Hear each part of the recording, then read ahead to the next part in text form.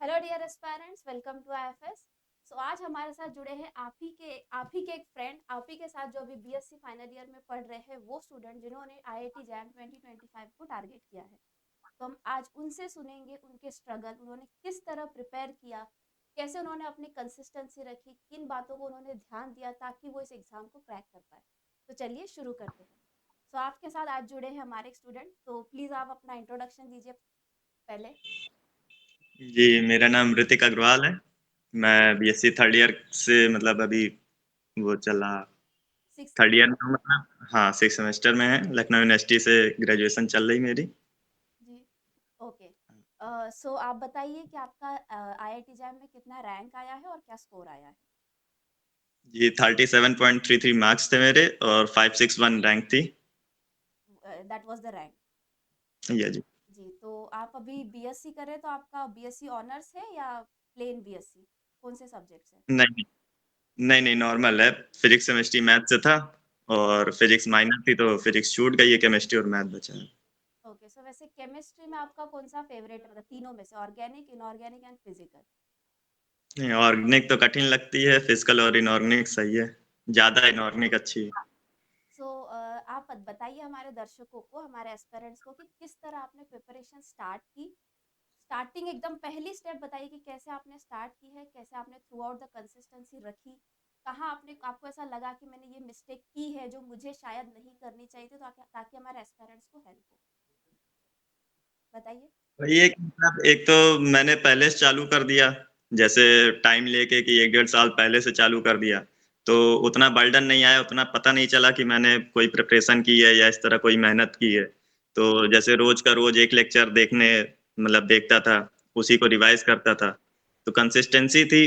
कभी लोड नहीं हुआ कि मतलब ज़्यादा पढ़ना है या इस तरह। कभी छूटा तो किसी दिन 2 लेक्चर हो गए, किसी दिन 3 हो गए, इस तरह करके। और रिवीजन बहुत ज़रूरी है, मतलब रिवीजन के बिना तो कुछ नहीं होना है। हम्म। तो और कंसिस्टेंसी थी बस इसी तरह। जैसे खेलता भी बहुत था, मूवी भी बहुत देखा हूँ, ऐसा नहीं है कि केवल पढ़ाई में। तो इस तरह मतलब अगर आप रोज का रोज कर रहे हैं तो कोई बर्डन नहीं आता है मेरे हिसाब से तो। तो आपने मतलब सिलेबस का कितना परसेंट कंप्लीट किया था एग्जाम से पहले? सिलेबस तो लगभग मेरा 90% था, 90 से 95% कंप्लीट था। ओके, सो बस कौन से टॉपिक्स पे आपने ज़्यादा फोकस किया था? मेरा ऑर्गेनिक थोड़ी सी कमजोर थी, तो ऑर्गेनिक मतलब थोड़ी छूटी थी। बाकी फिजिकल और इनऑर्गेनिक तो लगभग पूरी कंप्लीट थी। ओके। और और अच्छा कर सकता था अगर रिवीजन अच्छा होता तो। और अच्छा, तो आपने रिवीजन वैसे कब से स्टार्ट की थी? रिवीजन लगभग जैसे सेमेस्टर एग्जाम लास्ट में आ गए थे तो एक ही महीना हो पाया सही से। ओके। तो हाँ। आपने अभी बस ये बात एक फोकस मतलब हाईलाइट की है कि सेमेस्टर एग्जाम आ गया तो नहीं हो पाया।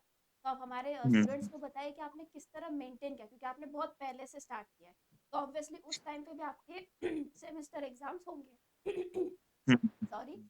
तो आपने कैसे मैनेज किया जैम की पढ़ाई को और अपने सेमेस्टर की पढ़ाई सेमेस्टर में तो जैसे आराम से एक महीना तो पेपर में और एक महीना पहले, तो 2 महीना तो पूरे चले ही जाते थे हमेशा ही। मतलब जब भी सेमेस्टर आया तो 2 महीना तो बिल्कुल पढ़ाई नहीं होती थी। तो वो 2 महीना कवर करने के लिए या फिर किसी दिन 2 लेक्चर हैं और उसके बाद मतलब या फिर जुटते थे कि मतलब 2 लेक्चर 3 लेक्चर एक एक दिन में कवर करते थे। और फिर थोड़ा बहुत रिवीजन है, प्रैक्टिस है, को? बस यही सब। और पीवाईक्यू सारे जरूर करने।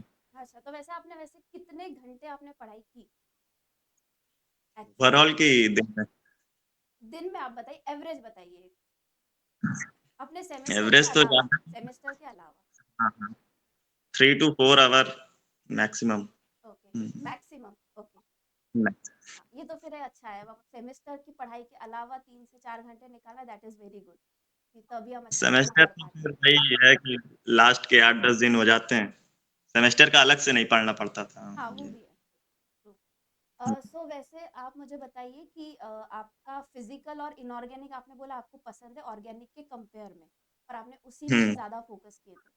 तो कौन से हम्म। टॉपिक्स को बच्चों को ज़्यादा ध्यान देना चाहिए, और इन दो टॉपिक, जैसे अभी आपने ये दो आपने ज़्यादा अच्छे से पढ़े, इसलिए मैं आपको इनके बारे में ही ज़्यादा पूछूंगी कि आपने इनमें इनऑर्गेनिक पढ़ते टाइम, फिजिकल पढ़ते टाइम किन बातों का ध्यान रखा, कैसे उनको क्रैक किया, कैसे उनकी पढ़ाई की, एट द सेम टाइम आपने शॉर्ट नोट्स बनाए, तो किस तरह बनाए, वो सब बताइए आप। जैसे फिजिकल केमिस्ट्री में तो मेनली फॉर्मूला बेस्ड होता है मैक्सिमम चीजें। तो फॉर्मूला के एक लिस्ट बनाई, फॉर्मूला रिवाइज किया, फॉर्मूला से रिलेटेड पीवाईक्यू जितने थे वो सॉल्व किए, और सारे पैटर्न एक ही रहते हैं तो उसी तरीके से फिर क्वेश्चन भी आते हैं। तो सारे पीवाईक्यू करे, थोड़ी बहुत प्रैक्टिस करी, जी। और आईएफएस की बुक भी लिया था मैंने, मॉड्यूल्स। अच्छा। तो उससे भी अच्छी खासी हाँ थोड़ी बहुत प्रैक्टिस हो गई थी। और आपने और मॉक टेस्ट को ध्यान दिया था? टेस्ट हाँ जी, series mock mock test test. Last में मैंने लगभग 10 to 15 दिए थे। तो आप बताइए हमारे एस्पिरेंट्स को कि मॉक टेस्ट का कितना हेल्प होता है। मॉक टेस्ट बहुत बहुत ज्यादा होता है, उसमें आपको पता चल जाता है कि आने क्या वाला है, आप प्रेडिक्ट कर सकते हो क्वेश्चंस, और काफी हेल्प मिलती है कि आपको वहाँ कैसे करना है। मतलब आपको उस दिन ज्यादा कुछ होता नहीं है, मतलब ज्यादा कुछ फील नहीं होता पेपर वाले दिन की कुछ अलग कर रहे हो आप। तो बहुत फायदा होता है इससे, मार्क्स इंप्रूव होते सो हैं बिल्कुल। You are actually just giving mock test या आप उसको एनालाइज कर रहे थे कि मैंने यहाँ यहाँ गलती की है? हाँ जी, एनालाइज भी कर रहा था। ओके। सो आपके मॉक टेस्ट में कितने मतलब मार्क्स आ रहे थे ओवरऑल एवरेज अगर हम बात करें तो? आ रहे थे 55-60 के अप्रॉक्स आ रहे थे। ओके मतलब बाकी पेपर भी थोड़ा कठिन था तो उस हिसाब से यस। बात हुई है। सो क्या ड्यूरिंग योर मतलब पढ़ाई के टाइम जब जैसे आप पढ़ाई स्टार्ट किए जब आप जैम का पढ़ रहे थे, तो ऐसा कोई आपको लगा जैसे जनवरी आते आते आपको ऐसा लगा शायद मैंने ये गलती तब ना की होती तो मैं आज थोड़ा ज़्यादा एक स्टेप आगे होता? ऐसी कोई मिस्टेक जो शायद आपसे हुई हो, या आपने पहले ही ध्यान रखा कि ये गलती मुझे नहीं करनी है तो अब हमारे एस्पिरेंट्स को बताए ताकि वो एस्पिरेंट्स हमारे जो स्टूडेंट्स हैं वो गलती ना करें? वही चीजें, मतलब सिलेबस कवर करने से ज्यादा मेरा हिसाब से रिवीजन है। रिवीजन आप साथ साथ करते रहिए। जैसे मेरा हो गया कि मैं रिवीजन उस समय नहीं किया पहले, मैंने बाद में ज्यादा फोकस किया, बाद में करा, तो सेमेस्टर की वजह से थोड़ा वो हो गया। बाकी आप रिवीजन अगर साथ साथ कर रहे हैं तो बहुत बेहतर है। मेन मेन चीज है रिवीजन, जी। मतलब सबसे अच्छी चीज रिवीजन है। सो अभी तक हम दो बातों को कंक्लूड कर पाए हैं, एक रिवीजन, सॉरी तीन बात, revision, short notes and mock test. जैसे हम भी हाँ हमारे जी। स्टूडेंट्स को बोलते हैं, बट द थिंग इज जब कोई ऐसा स्टूडेंट, ऐसा कोई एस्पिरेंट जो ऑलरेडी अचीव कर चुका है ये सब करके, जब वो बोलता है तो ज़्यादा इफेक्ट पड़ता है बच्चों पे। तो आपको कोई ऐसा स्ट्रगल आया आपके ड्यूरिंग द पढ़ाई करते टाइम जर्नी में कि हाँ मतलब इसकी वजह से थोड़ा मुझे मतलब कम टाइम मिल रहा था या थोड़ा मुझे मैं लैग कर गया? नहीं उतना तो नहीं, बस भाई ठीक था, मतलब ओके, इस सब तरह। सही था। वैसे हाँ, आपके फ्यूचर प्लान क्या है अभी? भाई एमएससी करके या फिर रिसर्च में, मतलब रिसर्च में सोच रहे हैं जाने की। अच्छा, तो अभी आप वैसे कौन से आईआईटी को टारगेट कर रहे हैं एडमिशन के लिए? अभी उस तरह देखा नहीं हूँ, अभी सर्च करूंगा अभी, और हाँ। अच्छा, अभी आप अभी जैसे ये एग्जाम तो आपका हो गया, इसके अलावा कोई एग्जाम आप देने वाले हैं? नहीं, मतलब आगे अब गेट है, नेट है, वो तो अगले साल अब। अच्छा, कोई और एमएससी एंट्रेंस आप अभी नहीं देंगे? नहीं, हाँ सीयूटी पीजी अभी भरा हूँ 27 को अच्छा, भूल गया। तब वो भी देंगे। हाँ वो तो अच्छा है, मतलब अपने लिए सारे रास्ते खुले होने चाहिए, फिर बाद में हम डिसाइड करें कि हमें कहाँ जाना है। हाँ ये तो सही हाँ, है। बिल्कुल। सो वैसे सीयूईटी के लिए जब आप टारगेट प्रिपरेशन कर रहे होंगे तब उतना आपको प्रॉब्लम नहीं गया होगा बिकॉज आपका ऑलरेडी बहुत कुछ पढ़ा हुआ हो गया होगा।